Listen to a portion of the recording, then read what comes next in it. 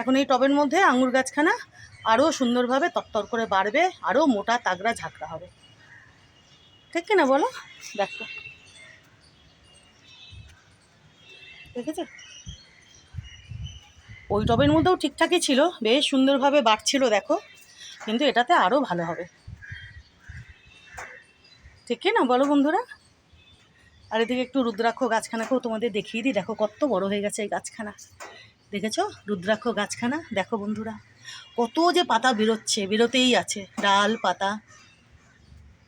কমাস পরে দেখবে তোমরা এই রুদ্রাক্ষর গাছখানা, তারপরে এই যে কাজু বাদামের গাছখানা, এদিকে দেখো কদবেলের গাছখানা, এগুলো সব বিশাল বিশাল হয়ে গেছে, দেখবে তোমরা কমাস পরেই, বুঝেছো?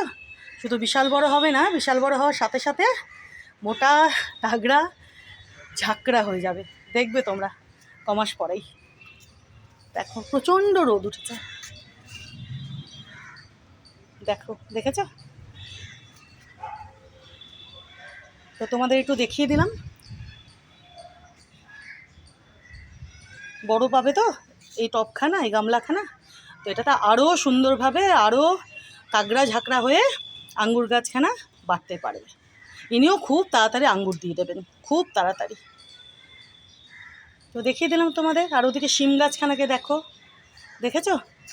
দেখো ওদিকে পাতাগুলো রেখেছি আমি, ও পরিষ্কার হয়ে যাবে, কোনো ব্যাপার না। এই যে দেখো, কখনো বৃষ্টি কখনো রোদ, বৃষ্টি হচ্ছে তো সেই মুষলধারে।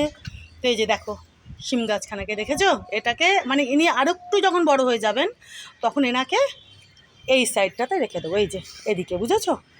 এরকম দিকে রেখে দেবো, উনি নেট বেয়ে বেয়ে বড়ো হবেন আর প্রচুর প্রচুর শিম ধরবে।